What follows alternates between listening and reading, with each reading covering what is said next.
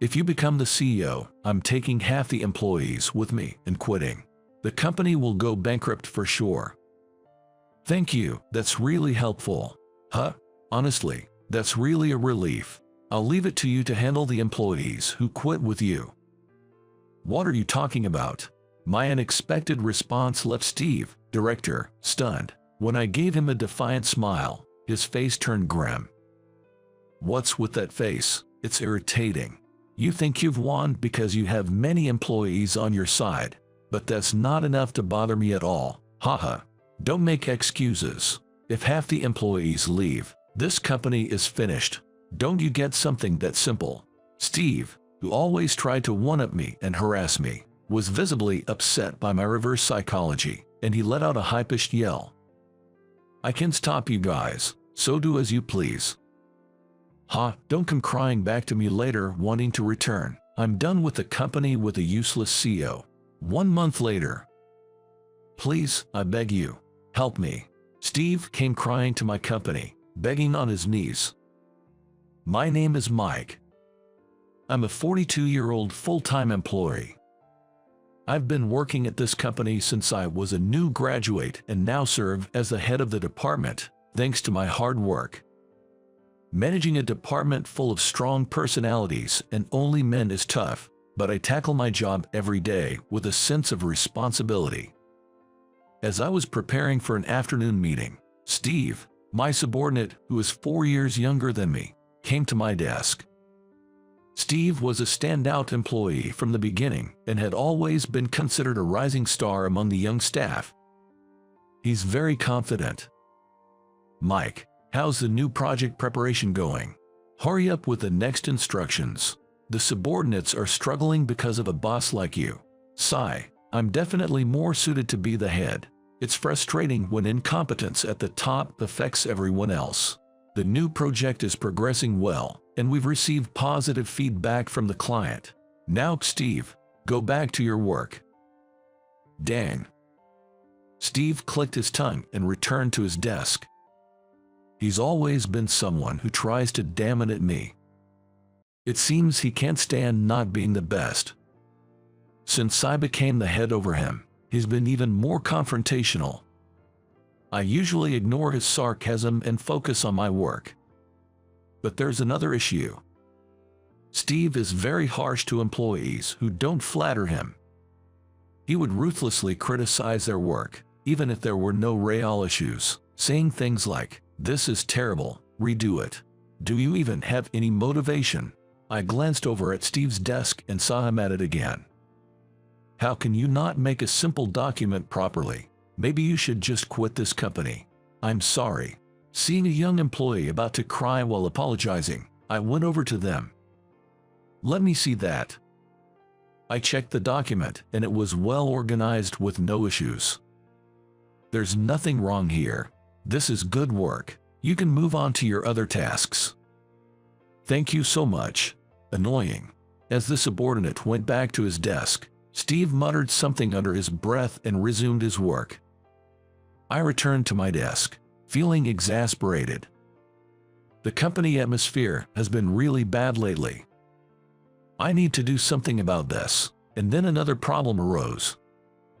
You're such a waste. Can't you do even this simple task properly? I'm sorry. It's so irritating dealing with such incompetence. Today, one of my subordinates made a mistake at work. The error wasn't particularly serious, but Steve threw documents at the subordinate and kept harshly criticizing them. You're no longer needed here, so don't bother coming to the office. Just your presence annoys me and lowers work efficiency. You're a real nuisance. Steve, that's enough. You don't need to worry about it, I told the subordinate. Sorry. After that day, the subordinate who was scolded by Steve stopped coming to work. Even though it was Steve's fault, he unashamedly continued to badmouth the subordinate. Quitting over something like this shows a real lack of guts. Well, it's better for us now that the incompetent one is gone. Work will be smoother. Stop talking like that, Steve. Enough is enough. What's with the attitude? When I reprimanded Steve, he muttered under his breath and went off to his lunch break. As I was pondering what to do about Steve's misconduct, I got a call from the president's office. Actually, my grandfather has been the president of this company for many years. Only long-serving employees know that I am president's grandson. "Excuse me, Mr. Smith, did you call for me?" "Mike, come in. Have a seat here." I was urged to sit on the sofa. This seemed like it was going to be a long talk. "Mike, you've been with the company for a long time, climbed the ranks, and I think you've developed the ability to lead the staff, so I want you to become our vice president." But what about the current vice president, Mr. Brown?" I thought this meant promoting Mr. Brown to president and making me the vice president. I had thought my elderly grandfather was finally retiring, but his response was unexpected. "Actually, he has fallen seriously ill and can't return to work." "What? That's terrible." Mr. Brown was a person I deeply respected, friendly and supportive. I was shocked to hear he had to leave due to illness. As I was processing this, my grandfather continued, "It's a shock to me too, Mike. Will you become the vice president and help me run the company?" "I understand." Despite feeling unsure if I was up to the task, I wanted to meet my grandfather's expectations and nodded firmly.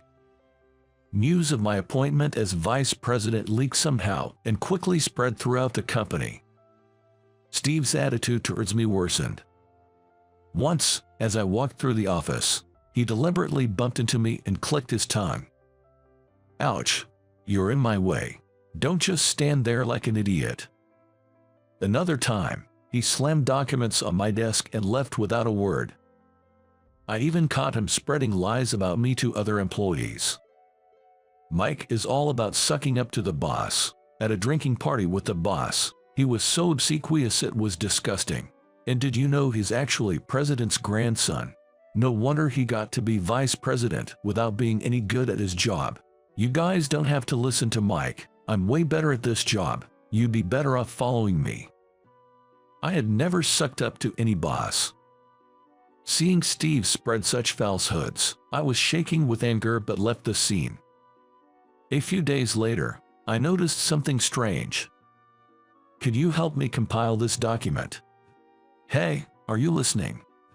Even the employees I used to work closely with wouldn't respond to me.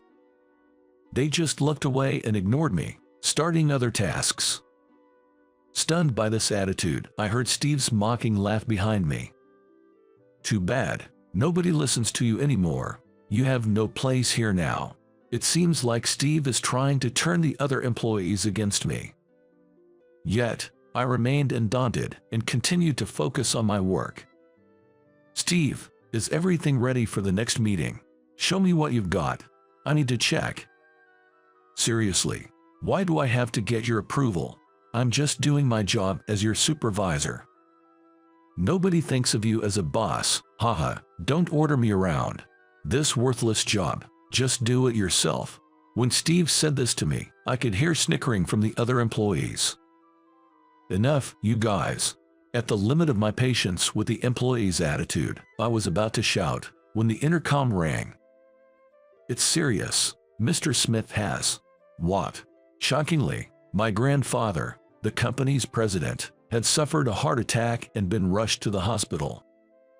I hurried to the hospital, but by the time I arrived, my grandfather had already passed away.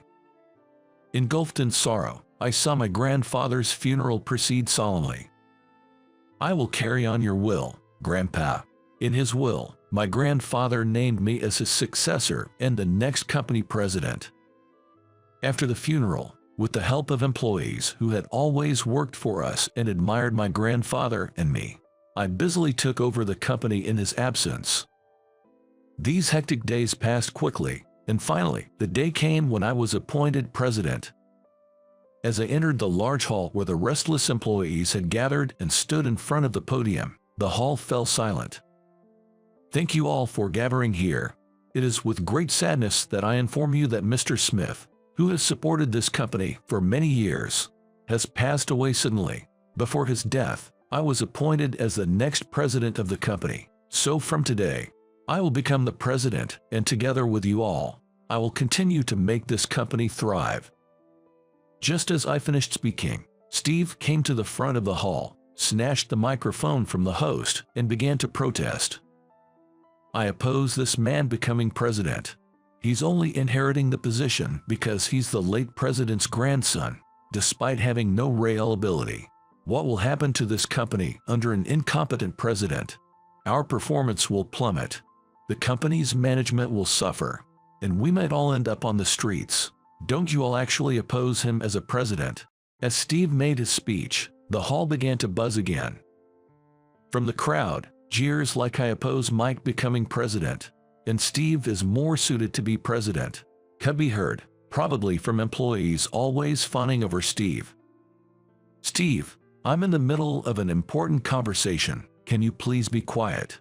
Even as I calmly urged silence, Steve heated up further. "If you become president, I refuse to keep working in this company. It's doomed anyway. Everyone should think wisely about what to do next." After addressing the employees, Steve left the hall. After the disturbance, while I was taking a breather in the president's office, Steve returned, accompanied by a large group of employees. I didn't know what he was planning, but Steve came in with a smug grin. "What now, Steve?" When I asked, Steve slammed a resignation letter on the table. "If you're the president, half the employees are quitting. This company's going down." "Thank you, that's helpful." "What? Really, it helps. Take care of the employees who are leaving with you." "What are you talking about?" Steve looked stunned at my unexpected response, his expression turning grim. "What's with that face? It's irritating. You might think you've won by turning so many employees against me, but it doesn't bother me at all. Don't be a sore loser. If half the staff leaves, this company is finished. Don't you get that?" As I continued to aggravate Steve, who always tried to get the upper hand and harass me, he screeched in anger. "I have no right to stop you all, so do as you please." Don't come crying to me later, wanting to return. I'm saying goodbye to a company with such a useless president. Come on, everyone, let's go. After saying this and getting the other employees to submit their resignations, Steve left the president's office. A month later. "Please, help me." As expected, Steve came back to my company in tears. After leaving my company, Steve and his followers joined another company together. It seems they had coincidentally met the president of a newly established company, Mr. Johnson. Steve and his group joined the company, lured by Mr. Johnson's desire to expand the business and increase staff. It seems Steve planned to take half the staff from my company to collapse it. Everything was going well until Steve realized a certain problem. It turned out that the employees who had been fawning over him and whom he brought to the new company had a habit of slacking off since their time at my company, and this was causing a decline in performance. Even after switching jobs, there was no change in these employees' work attitudes, leading to a drop in the new company's performance. Steve, who had focused too much on whether his subordinates were obedient to him, failed to grasp their actual work capabilities, which led to his embarrassment. Mr. Johnson harshly criticized him, saying, "Ever since you brought your employees and joined our company, our performance has been steadily declining. What kind of guidance have you been giving them? It really shows your level." The kind-hearted Mr. Johnson still gave Steve a chance to properly guide his subordinates. Worried about losing his job, Steve started to focus more on coaching his team. However, it wasn't easy to change the work attitudes of so many employees. To make matters worse, misfortune continued to befall Steve. "Steve, I want you to quit this company."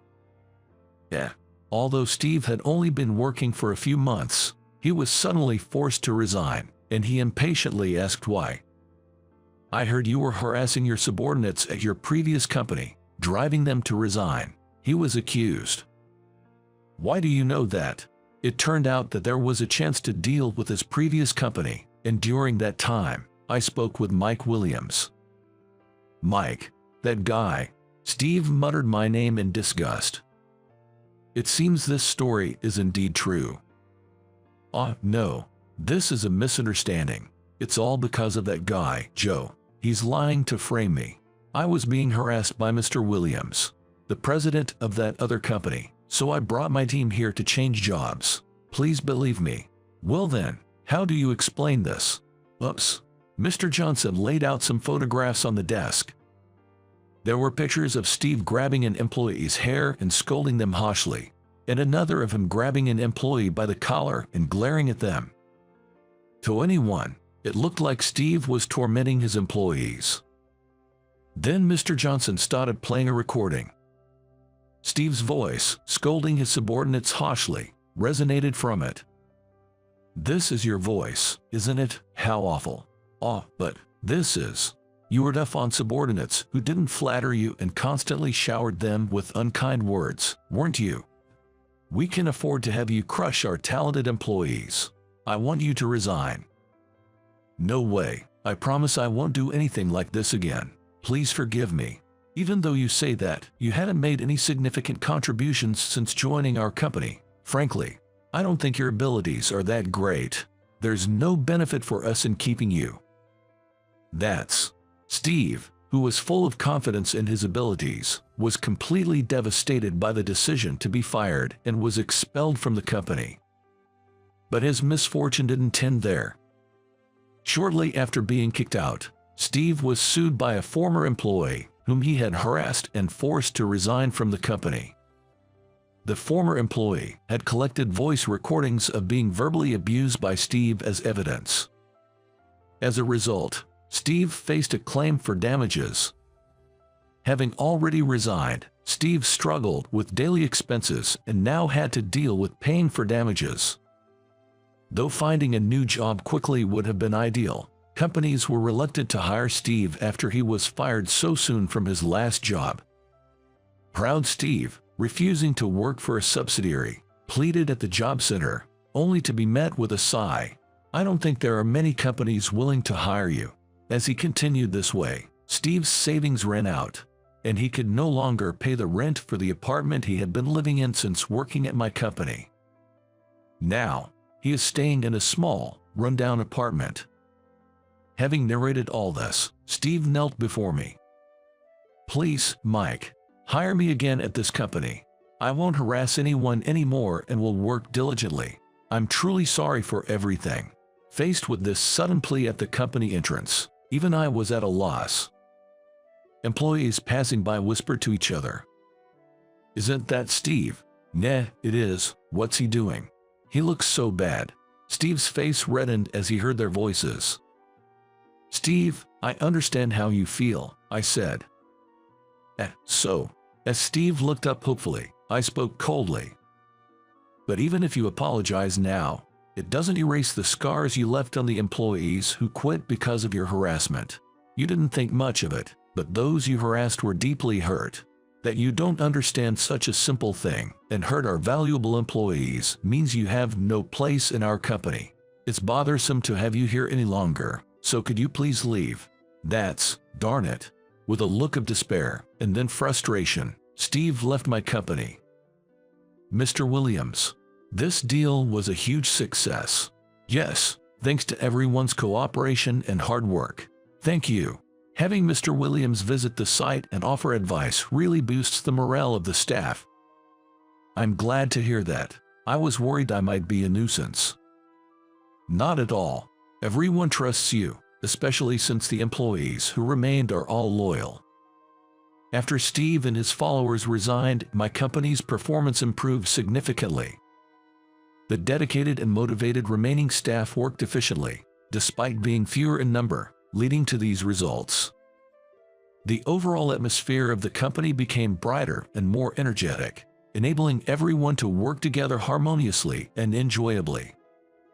Our new project, prepared with the cooperation of the entire company, was a great success, further brightening the future of our company.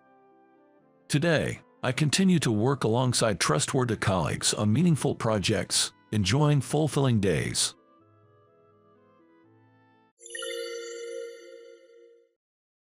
It's hot again today. My name is Kevin. I'm a 30-year-old average office worker. Today, too, I was returning from a client's office in the sweltering heat. The asphalt road seemed to shimmer in the strong sunlight, and my whole body was drenched in sweat. Why is it so hot? As I thought this, I staggered toward the train station. The rotary in front of the station, with its fountain, was a little oasis. On a bench nearby, a businessman was sitting, taking a break and eating his lunch. There stood a woman by the fountain. She was a well-dressed old lady, but on closer inspection, she seemed to be visually impaired. She tapped the tactile paving with her white cane. Seeing her, I felt a tightness in my chest, because it brings back painful memories. Nearby, there was loud construction noise, and perhaps because of the noise, the old lady seemed confused and unable to understand her surroundings. I knew she was in trouble, but I couldn't bring myself to speak to her as I was about to pass her by. Then suddenly she said, "Excuse me, I'm sorry, I can't see. Could you please take me to the station entrance?" Caught off guard, I stopped in my tracks. She must have discerned my presence by my footsteps. People who are visually impaired often have heightened hearing. "Where do you need to go?" "I'm really sorry, but I need to get to the next station." Seeing the old lady bow apologetically, I made up my mind. "Sure, let's go together." "Thank you." The old lady's face relaxed with relief as we linked arms and headed toward the destination station. "We're here." I walked slowly, matching her pace, and guided her to the front of the station entrance. The old lady bowed again. "Thank you so much." "No, I'll be going then." "Wait, I'd like to thank you. Could you please tell me your address?" No, it's fine. Please don't worry about it." "I insist. Please." I declined when she suddenly asked for my address, but the old lady wouldn't back down. Finally, after much insistence, I handed her my business card and quickly left the station. "Kevin, you've got a phone call." For me. A few days later, my boss called out to me at the office. "Hello." I took the phone from my boss, and the caller remained silent for a moment. "A prank call, maybe." "Hello, I'm going to hang up." "Oh, sorry. Is this Kevin?" "Yes. Who's this?" "I'm the son of the woman you helped at the station. Thank you for that time. My mother found the company's number on the card you gave her, so I called." "Oh, the lady from that time. I'm sorry to ask out of the blue, but do you remember a name Eugene Miller?" At the mention of that name, my face instantly tensed up. Eugene was the name of someone who caused me the greatest trauma and a deep emotional scar. Just when I thought I had finally forgotten, I'm reminded of him in such an unexpected place. But why does this man know about Eugene? I broke into a cold sweat at the thought, but somehow managed to squeeze out a response. "No, I don't know who that is." "I see. Well, thank you for helping my mother. I'll contact you again if there's an opportunity." "Yes, okay." To be honest, I didn't want to talk anymore. I didn't want to meet that old lady again, nor did I want to remember Eugene, because it would revive unpleasant memories from the past. It was a story from when I was still in elementary school. At that time, I attended a tiny school in the countryside with only about 20 students, and that's where Eugene transferred in. What he did to me back then is still vivid in my memory. Eugene, who had moved from the city, quickly became popular at school, but for some reason, he started to pick on me. He would come over and badmouth me with other classmates or steal my lunch money to buy snacks for them. In short, everything Eugene did to me is something I'd rather not recall. And then, the worst incident happened, but no, I'd rather not think about it. It only makes me feel sick. As I walked home, lost in these thoughts, I suddenly heard a voice. "We meet again." I snapped back to reality.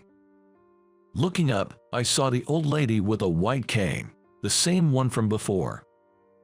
"Are you heading home?" "Yes, I am. It's nice to see you again. The old lady approached me. Thank you so much for last time. As she bowed deeply, I remembered the phone call and asked her a question that had been on my mind. Excuse me, by any chance, is your name Mrs. Miller? Did my son tell you? Yes. He called my office to thank me. I couldn't bring myself to say more. Just thinking about those times made me feel nauseous. I remembered your name, Kevin.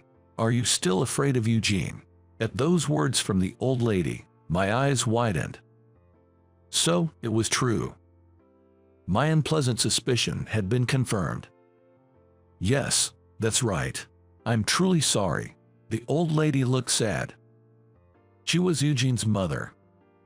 It's strange how fate works. I never imagined Eugene's mother would also be visually impaired. My own mother was visually impaired. Back in elementary school, despite Eugene's bullying, I never gave up and kept going to school. No matter how tough it was, I had a source of strength. It was my mother's words. It's okay, I'll protect you no matter what happens. My mother had lost her sight shortly after giving birth to me. She had been frail since childhood, and doctors weren't sure she could withstand childbirth, but she went ahead and gave me life, raising me with all her might. My father was already gone when I was born. Unable to work, my mother lived on assistance from the government. Kevin, I'm sorry. I can buy you the things you like. My mother often said this with an apologetic look, but I wasn't suffering at all. I was happy living with her. Above all, just being with my favorite person in the world, my mother, was happiness itself. When I told her this, she smiled gently. One day, when my mother and I went shopping at a local supermarket. Hey, isn't that Kevin? I was called from behind and, reluctantly turning around, I saw Eugene with a sneering smile. Is he your friend? My mother asked, but I didn't answer and tried to walk away quickly. However, Eugene and his classmates surrounded us, blocking the way. My visually impaired mother was confused and disoriented, not understanding what was happening. What do you want? If you don't need anything, just go away. Give me your bag. What? I didn't understand what he was talking about. Stop joking around. Kevin, what's happening? It's okay, Mom. Let's just ignore these guys. As I took my anxious mother's hand and tried to leave, suddenly, one of Eugene's classmates forcefully pulled me, and I lost my balance, falling backwards. Eugene pointed and laughed at me, ridiculing me. What a clumsy guy. Stop it. Eugene tried to snatch the bag, and my mother resisted desperately. The classmate egged him on. Seeing this, I finally lost my temper and punched Eugene hard. Ow, what are you doing? You jerk. Whoa. I tackled Eugene to the ground and held him down. Realizing the seriousness of the situation, the classmates tried to intervene. Kevin, stop it. My mother screamed, her voice mixed with tears. Her face was pale, and she looked like she was about to cry. I realized Eugene was trembling, his face pale with fear. Glancing at my fist, I saw blood trickling down. I don't remember much after that. I was told by Eugene's mother that he wanted to see me, and as we rode the train together, I remembered that day. After so many years, I wondered what he could possibly want now. Are you sure it's okay to meet him? That boy has always regretted that day, especially since I became ill and lost my vision. I see. As I thought of a response, I suddenly remembered that Eugene had moved away. A few days after that event, he suddenly changed schools. I later heard that his parents were having a divorce. While his parents were discussing the divorce, he was sent to live with his grandparents. Perhaps he was taking out his loneliness and the pain of not having his parents around on me. But that didn't mean I was ready to forgive him. How is your mother doing? She passed away soon after Eugene moved. I see. She slowly lowered her eyes. I vividly remember how my mother repeatedly apologized to Eugene's grandparents back then. Apologize. What you did is unacceptable for anyone. When I hesitated to apologize, she yelled at me. Seeing my mother's pained face, I left the scene as if running away. I couldn't understand why I had to apologize when it should have been Eugene. He has always regretted being harsh to you. He wanted to apologize if possible. I know it's not the best way to put it, but I just can't help thinking how selfish he's always been. Sorry about that. Yes, I understand how you feel, but he's still my precious son. Hearing Eugene's mother's words made my heart ache, because my own mother had said something similar. I had shouted at my mother in frustration when I was forced to apologize. I hate you, Mom. After hearing those words, my mother replied with a sad smile. Even so, you're still my precious son. Not long after, my mother passed away due to her worsening chronic illness. It's been a while. When I visited his house, I was greeted by an awkward Eugene. Seeing his face brought back my trauma, but I managed to keep my composure. According to him, he's now married with children. His child is having a tough time at school and is on the verge of not attending. It seemed like a punishment for what he had done in the past, but somehow it made me feel even heavier. Sitting in the living room, I spoke to the uncomfortable Eugene. You didn't have to meet me if it was too much. I couldn't do that. I really wanted to thank you properly for helping my mother. By the way, I heard about your mom. She passed away, right? Yeah, a long time ago. Eugene looked down, his voice trembling as he bowed his head. I'm really sorry. At those words, I couldn't help but laugh. What's that? It's meaningless to say it now, isn't it? I know, but I've always regretted it, especially since my own mother lost her sight. When my child started facing bullying at school, it made me think even more. I feel like I'm being punished for being the worst person. Yeah, you were the worst. Have you finally realized that as an adult? Just because you were a jerk in the past, don't waste time fretting over it. Think more about your mother and your child instead. Kevin, just so you know, you'll always be a jerk to me, but to your mother, you are her only son, right? To your child, you are their only father, right? So, for their sake, don't become an even worse person. Let me be the only one who thinks of you that way. Tears began to stream down Eugene's face as he heard those words. Thank you. I don't need your forgiveness, but thank you. His face was a mess with tears. Feeling there was no need to talk further, I bowed and stood up. Eugene's mother came to see me off at the entrance, bowing deeply again. I'm sorry. What my son did is unforgivable. Still, thank you so much for coming. No, it was no trouble. Thank you. I nodded briefly and quickly left his house. Mom, he's still the same jerk, I muttered to myself on the way home. This was for the best. The lingering frustration had cleared, leaving me feeling somewhat refreshed. A few days later, on a day off, I decided to visit my mother's grave. There was something I just had to tell her. Even after Eugene apologized and thanked me, the past can't be changed. But one thing did change. I don't intend to apologize to him, but I think I owe an apology to Mom. I could never forgive my mother for demanding an apology. That's what I never intended to take back the words I said, hating her. Yet, my mother must have been deeply hurt by those words. But right before she passed away, she said with a smile, I love you, Kevin. You're my favorite in the whole world. My precious son. My mother gently held my weeping hand, and then she passed away. I was just a kid in elementary school then, and it took a while for the grief of losing my mother to heal, but I try my best, remembering her words and smile. I love you the most in the world too, Mom. I'm so sorry for what I said. Tears streamed down my face. It's too late for regrets, but I apologize to the memory of my mother. I might fall in love with someone else in the future, but the love I feel for that person will be different from the love I have for my mother. I respect you the most in the world, Mom. I don't think I'll ever meet a woman I respect more than her. My mother, in my heart, is a dearly beloved presence. I'll always love her. I will not forget these feelings. Since then, I have been trying to support those who visually impaired in any way I can.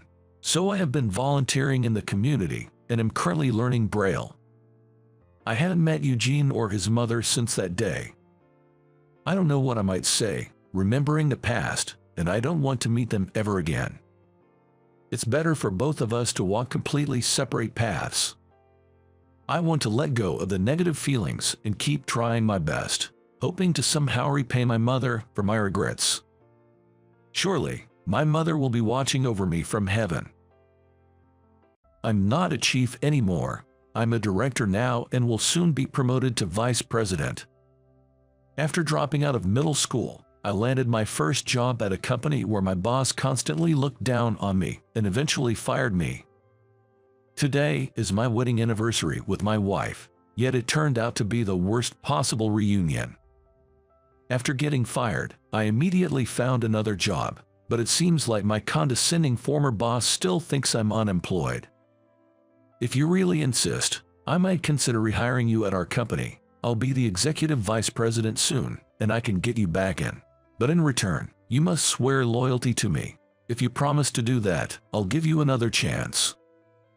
Before I could respond, my wife spoke up to my ex-boss, who had made such a ridiculous statement. Well then, it's about time we take you and your company down. She said this with a sly smile. My name is Alex. Now working as a systems engineer. I live happily with my wife, Sarah, and we are about to celebrate our first wedding anniversary. My parents were well off, with my father being an attorney and my mother a homemaker. The reason I use a past tense is that there's a significant event in my past that marks a before and after in my life. This is because when I was in my first year of high school, my family was involved in a car accident, and I was the only one who survived. After the accident, I woke up in a hospital bed only to learn that both of my parents had passed away. Losing my parents all at once, I couldn't accept the reality and secluded myself in my room, losing any motivation to attend school, leading to my dropping out. Unable to maintain the house we had lived in for so long, I eventually had to let it go. Back then, I was unable to do anything and just spent my days in a daze. During such times, Jack, an attorney who was a friend of my father and also Sarah's dad, provided me with a lot of support. Your father was my dearest friend and a great man. Alex, you are very important to me too. Let me help you so you don't face any disadvantages, he said, taking care of various procedures on my behalf. Jack had a daughter, and she was Sarah. Alex, if there's anything I can do to help, just let me know, she said. She looked after me when I was in a state of apathy, taking care of me in various ways. Although Sarah and I used to play together as children because our fathers were friends, we gradually lost touch as we got older due to the natural distance that develops between boys and girls. Reuniting after about 10 years, I barely recognized her and embarrassingly muttered, "Who is this?" But her familiar expressions and smile reassured me, reminding me of the old times. Thanks to the support from Sarah and her family, I was eventually able to recover and start a new life. I am forever grateful to them. To begin my new life, I started looking for a job. Jack suggested, why not return to high school? I can cover the tuition if necessary, there are scholarships available, and there's also the money your parents left behind. However, I had no intention of going back to high school. I was thinking of getting a job for my future livelihood. The profession I aspired to be was an engineer. Although I had other aspirations, my current situation made them unattainable, so I had to give them up. Despite the challenges of job hunting with only a middle school diploma, I was filled with hope when I saw an advertisement on a job site for Black company, stating system engineer wanted. Beginners welcome. Seniors will kindly teach you. It's a homely workplace. Encouraged by these words, I applied to the company. I applied and was thrilled to be hired. But it turned out to be a company with terrible working conditions. Upon joining the company, I was immediately handed a book as thick as a dictionary and told, everything about the job is written in this manual, so look through it and learn. Don't leave until you understand it. I'll never forget that moment. The seniors were far from kind, expecting me to arrive an hour early, clean their desks, serve coffee, and work unpaid overtime. Although I read the thick manual, I couldn't grasp everything from it alone. When I asked for clarification, I was yelled at. I told you everything is in the manual. Seniors and supervisors blamed everything on my being a middle school graduate, lashing out at me for reasons I couldn't understand, honestly leaving me with a stomachache every day. I was hardly given any real work as a systems engineer and was stuck doing menial tasks instead. My direct supervisor, Linda, was the worst of all. From day one, she mockingly called me middle school grad and piled on unreasonable demands. I heard Linda graduated from a state university. She relentlessly dumped a seemingly endless amount of work on me. And she would do this just 5 minutes before the end of my shift. Once, I was unexpectedly given an all-nighter task with the instruction, I need this for the first meeting tomorrow morning, so have it done by 5 a.m. Of course, this was unpaid overtime. Once, I was told, I want coffee now, make it, so despite being in the middle of work, I hurriedly made and brought the coffee to her. However, it was deemed terrible and I was ordered to remake it multiple times. In the end, I was scolded for taking too much time and the coffee was splashed right in my face. It wasn't hot, so I managed to avoid getting seriously burned, but if it had been, I would have been in serious trouble. I was also forced to attend a drinking party by Linda, despite gently refusing and mentioning, I'm a minor, so I was told, the minor middle school grad can just stay in the corner, and indeed, I was only allowed to drink water in the corner. When I tried to leave, I was scolded, don't you dare leave on your own, middle school grad, and they made sure to collect a party fee from me. Since then, I've been terrified of attending drinking parties. However, in the same department, there was a saving grace for me, a guy named James. James joined the company after graduating from high school, and he too was referred to by Linda as high school grad. There was a time when Linda dumped more work on us, and James helped me out. But when Linda saw this, she said, it's a waste of time for one failure to help another. If you have so much free time, I'll give you more work. And then James ended up with even more work than before. It was clear harassment. After that, James couldn't help me openly much, but he did help me a lot when the boss or Linda wasn't around. He even did some of my work and backed me up a lot. James was the only saving grace for me in that place. Then one day, James and I were called by Linda, who handed us some documents and said, you two need to complete all this work.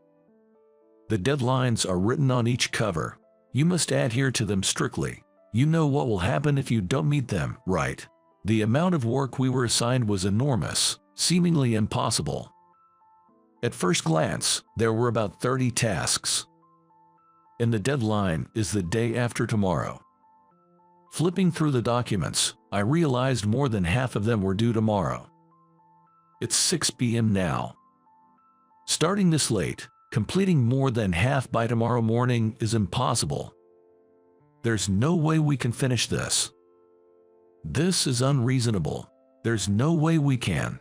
Both James and I tried to protest to Linda, but she just said, it's not about whether you can't, you have to do it. If you don't finish, you're fired. Good luck, you useless buddies. With that, Linda left. This is impossible. James and I were crushed by despair, with no hope of anyone else helping us.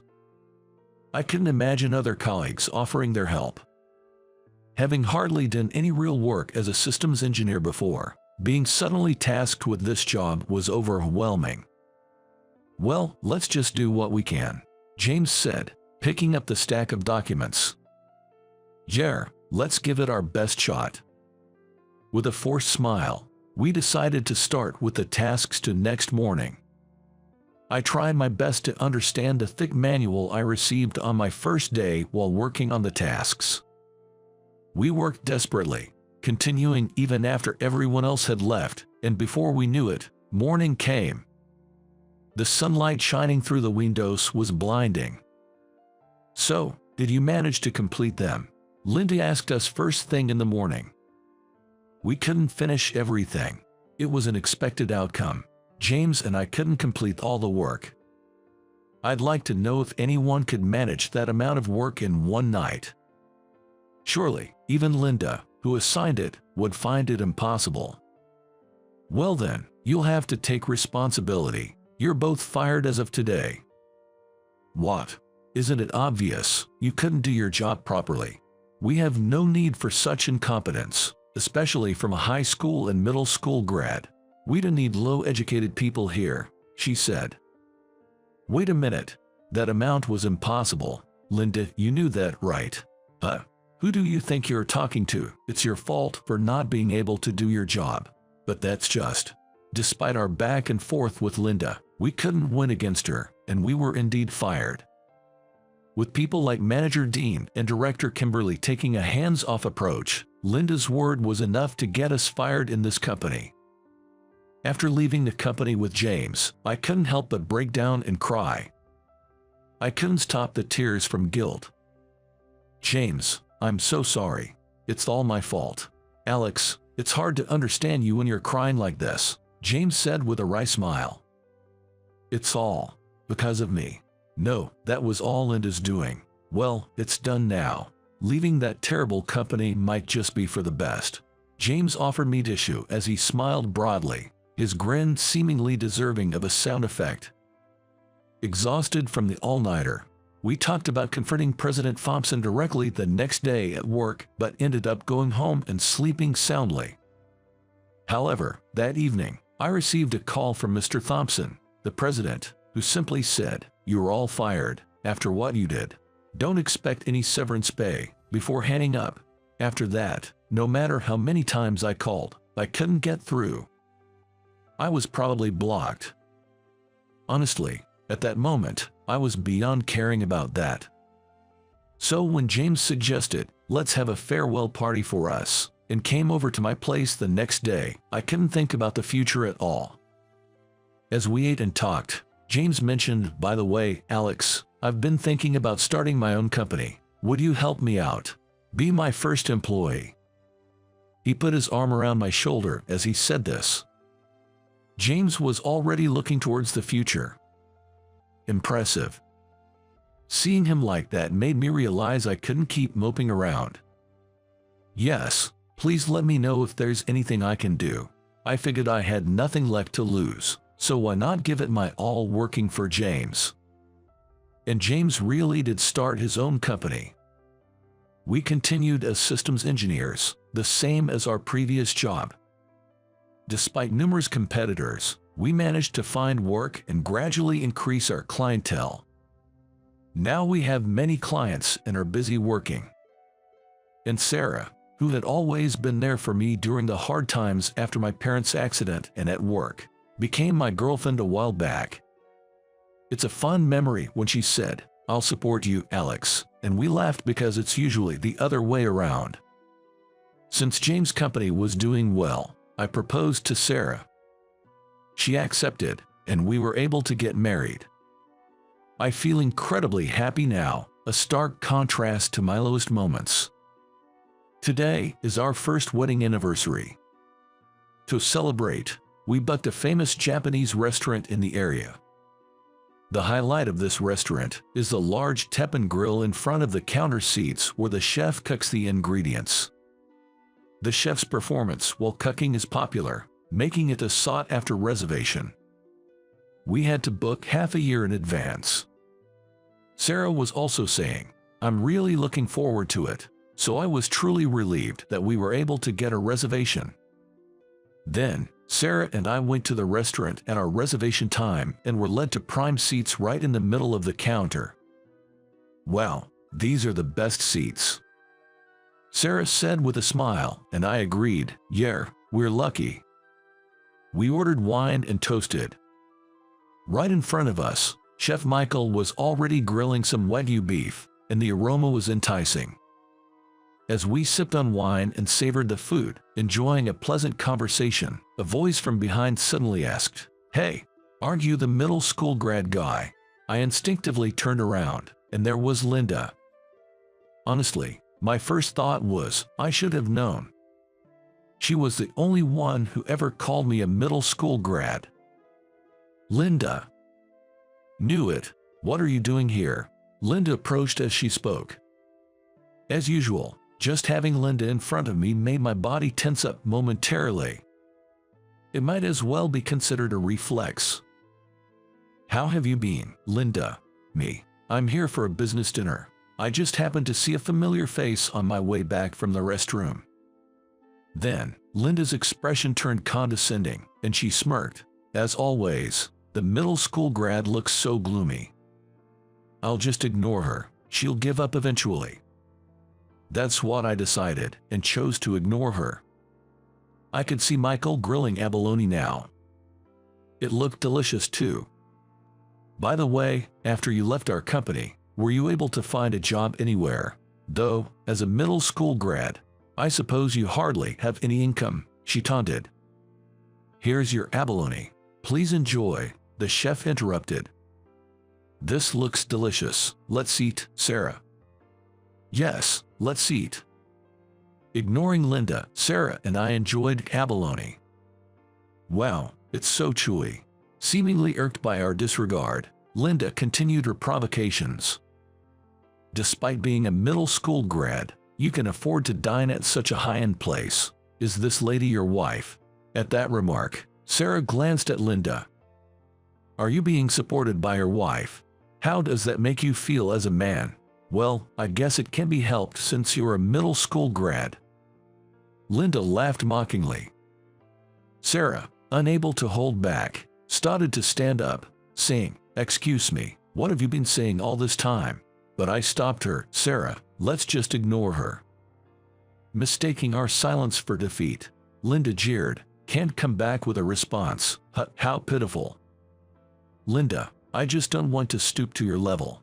I've always thought that despite your education, you lack common sense," I retorted deliberately. "What?" Linda exploded in anger. "Who do you think you are, talking back to me like that, you middle school grad? People like you shouldn't even be in places like this. You ruin the atmosphere." Oh, she's really polished her insults, I thought. "Hey Michael, kick these guys out right now." I'm the one saying it. "Do it quickly." Suddenly put on the spot, Michael stopped grilling the lobster and looked bewildered, saying, "Me? I think that's a natural reaction." "Michael, please continue with the lobster," I requested. "Okay," he replied and resumed his cooking. The aroma of lobster filled the air. "I am the next vice president of BLAC. You should listen to me." Linda raised her voice even more. BLAC was the company I used to work for. "Linda, the next vice president?" I was genuinely surprised and asked her to clarify. "Yes, I'm not just a chief anymore. I'm a director, and thanks to you and James, I'm going to be vice president," she boasted. "Thanks to me and James." Then she revealed a shocking truth. The reason James and I were fired wasn't just because of the delay in our work that day, but because Linda had framed us for misconduct, claiming we were the ones involved. I altered some numbers in the data you guys worked on and reported, "Chris, they are tampering with the data." They praised me for noticing. It was like I blew the whistle. Thanks to that, my reputation improved, and I climbed the corporate ladder, she bragged. That's not something to brag about. I was appalled. It was practically a confession. She admitted to wrongdoing and pinning the blame on us. "If you insist, I might rehire you at our company. Now that I'm going to be vice president, I could arrange for your reemployment." Linda suddenly offered, stunned. All I could manage was a baffled, huh? In return, work tirelessly under me and swear your loyalty. If you promise that, I'll hire you again, Linda said, laughing haughtily. I was about to retort, I'd have to refuse that, but in that moment, Sarah, who should have been next to me, was already standing in front of me. Linda, you're going to be the next vice president. That's great. Now we can finally take down you and your company. Sarah said this with a bright smile. What? Take me down? My company? Yes, I apologize for not introducing myself earlier, Sarah said, handing Linda a business card from her case, still looking puzzled. The business card should read Attorney Sarah Parker. An attorney? Yes, I'm Sarah Parker, an attorney specializing in labor-related issues, such as unpaid wages, illegal working hours, and harassment from superiors, to name a few. Oh, really? Linda's complexion visibly worsened as she spoke. Perhaps she was aware of the terrible things she had done to us. Actually, I've been consulted by an employee from your company as well, Sarah continued. What? They mentioned being verbally abused by a supervisor named Linda. We're currently considering legal action. Who would dare to consult about that? Linda blurted out in panic. I can't disclose that, it's confidential information. Kind of like internal whistleblowing, isn't it? Sarah replied, mimicking Linda's earlier tone. Sarah then took out a small voice recorder from her pocket. By the way, I've recorded our entire conversation. I'm not sure if that will serve as evidence, but you did admit to misconduct and pushing Alex and James out of their jobs. I knew Sarah always carried a voice recorder as part of her job, but I never imagined it would come in handy like this. Well, Linda was at a loss for words, her earlier bravado gone. We were considering legal action, as I mentioned earlier, but actually, the documents have already been sent. By now, they should be reaching President Thompson of the company. I wonder if he's turning blue in the face, Sarah said cheerfully. The moment Sarah cheerfully said that, a ringtone blared from Linda's pocket. In a panic, Linda pulled out her cell phone, and her face turned even paler upon seeing the caller ID. Likely Mr. Thompson. Mr. Thompson, are you not going to answer that? Could it be that the documents actually arrived? Teased by Sarah, Linda hesitantly tapped on her cell phone screen. Linda, where are you? Get back to the office now. President Thompson's angry voice was audible to all of us. After that, Linda rushed off somewhere, and Sarah and I resumed our seats. Sorry for the disturbance, Michael, I apologized. No worries, it's been quite an ordeal for you. Shall I continue with the next dish? Michael offered with a friendly smile. We responded with yes please. I couldn't help but wonder about Linda, who claimed to be at the restaurant for a business dinner. I hope she was all right, although it hardly mattered in the grand scheme of things. When I later told James, the president of our current company, about the incident, he laughed. So you finally got back at Linda. I also informed him about Linda's false accusations against us. Seriously, James was astonished. Yes, Sarah recorded her confession, so you can listen to it later, I suggested. That woman, how dare she? James muttered, his eyes filled with anger. Then, James said, Alex, I've been thinking about something. Are you in? That look on his face reminded me of when he first proposed starting a business together. I wondered what he had in mind this time. I'll follow you, James, I responded. James's plan was to buy shares in the company we used to work for and attend the shareholders' meeting to demand the removal of President Thompson and his team. If we explain Linda's misdeeds to the shareholders, don't you think they'll agree to demand Thompson's removal? James speculated.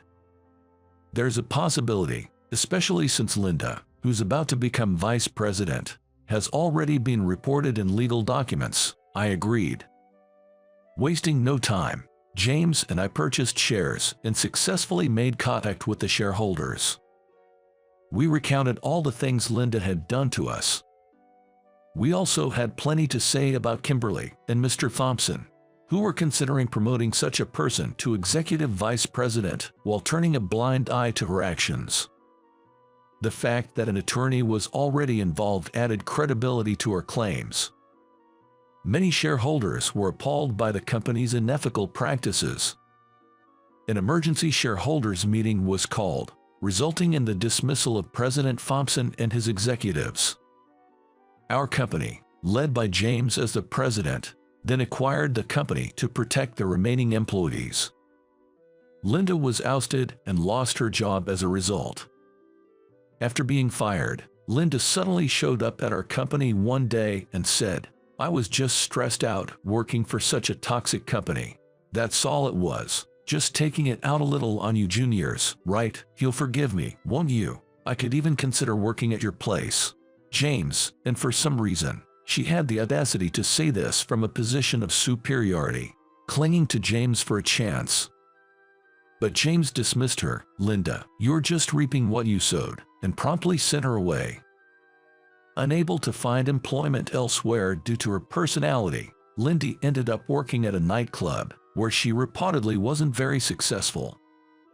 Now, I hear she's struggling even to eat, and there are rumors she's working at a construction site. It's understandable that working in such a terrible company would lead to stress. I worked in that environment myself, so I know. But no matter how tough it was, taking it out on others is wrong. What Linda did to us was definitely harmful. I hope someday she realizes that. "Sarah, thank you so much," I said to her, grateful that the issue with Linda and the company was finally settled. "I always seem to be relying on you, Sarah. It makes me feel a bit pathetic," I said, chuckling. "Not at all. You're not pathetic," Sarah reassured me with a smile. "It's because of you that I am who I am today. Because of me. You might not remember this, but..." Sarah then shared a story from when we were in elementary school. Sarah had been harassed by her classmates when she was in elementary school. The harassment began over something trivial.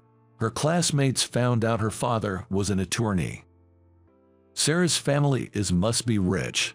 That's why she acts so high and mighty. Somehow, such talk spread around the class, and attitude towards Sarah worsened. "But you were always different, treating me the same as ever. In the end, even though he was in a different class, you said, 'Don't you dare treat Sarah like that. My dad's an attorney too. If you're going to harass her, then harass me too.'" Yeah, I remember that. Even though it was a different class, I barged into the room and got scolded. At that time, Sarah was so obviously downcast, I just had to pry and listen. Hearing her say everyone assumed she was rich just because her dad was an attorney, I remember immediately going to Sarah's class. "The day after you stood up for me, the bullying started to decrease, and eventually, it stopped altogether. Because of you. I wanted to become someone who could stand up to wrongdoing, which led me to pursue law," Sarah said, blushing. I felt embarrassed too, hearing her say that. "Maybe that's because of my dad," I suggested. "Your dad?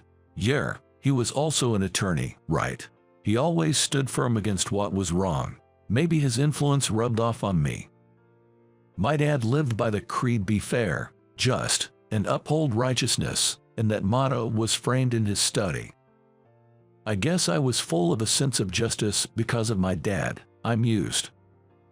"I admired that about you, Alex. That's why I wanted to be there for you, especially after your parents' accident," Sarah shared. I didn't know that. I don't remember much from that time.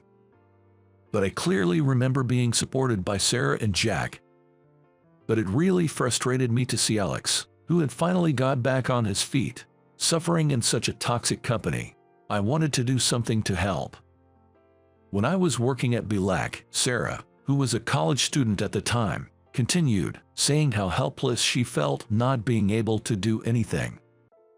Sarah's father, Jack, was very busy and, being a criminal defense attorney, wasn't always available for consultation. Besides, even if something had been said to me at the time, I don't think I would have had the capacity to deal with it. That's how on edge I was every day back then. One day, if you ever decided to take action against that company, I wanted to be strong enough to help. So I decided to become an attorney to gain the strength to fight. In the end, I feel like all my motivation comes from you." Sarah's unexpected words almost brought me to tears. I had no idea she thought so highly of me. It was completely unexpected. "Sarah, thank you so much." In the end, I couldn't help but cry. Actually, I've always had this dream of becoming an attorney like my dad. If I had been living a normal life, I would have wanted to go to law school. Really, I had no idea. It was natural for her to be surprised, as this was something I had never shared with Sarah before. But after my parents' accident and dropping out of high school, that dream seemed unattainable. I've been so focused on working hard that I forgot I even had that dream, I reflected. Hearing Sarah's story reminded me that I once had such aspirations too. "What do you want to do, Alex? It's not too late to chase your dream of becoming an attorney," Sarah encouraged. "Maybe I could take the GED and go to university, but right now, I find my work as a systems engineer more appealing," I mused. After leaving that terrible company, James reintroduced me to the world of systems engineering, teaching me everything from scratch. At my previous company, I was supposed to be trained for work but ended up doing mostly basic tasks. So it was only after joining James' company that I truly got to build systems myself. And that's when I fully realized the thrill of creating systems. The immense satisfaction I felt when a system I designed worked exactly as intended was unforgettable. I'm sure James would support me if I decided to pursue law now, saying, "Go for it." He's that kind of a supportive person. But the truth is, I want to support James, who has always been there for me. Moreover, I take great pride in my work as a systems engineer. So, I'll carry on with your dream of being an attorney, Alex, and continue to make strides forward," Sarah said with a laugh. "Jer, keep shining for both of us," I responded, laughing along. Our company, under James' leadership, has grown significantly since acquiring our former employer. We work every day with a motto, not to achieve results through overwork, but to work comfortably and enable each person to maximize their potential. Tom, who joined us from that company, was astonished by this philosophy, exclaiming, "We don't have to overdo it." Upon hearing that, James said, "I definitely don't want you to overdo it. Nobody would be happy with that," which brought me to tears. Apparently, he had been getting by on energy drinks every day. Indeed, Tom's dark circles were quite severe. Thanks to this philosophy, the work environment in our company is comfortable, and our performance is on the rise. It seems Tom's dark circles are even starting to fade. I'm determined to continue working hard to support James. I feel blessed by the people around me throughout my life. Sarah, James, my parents, and Jack, they've all been my support. Despite encountering someone like Linda, I've lived honestly without straying onto the wrong path.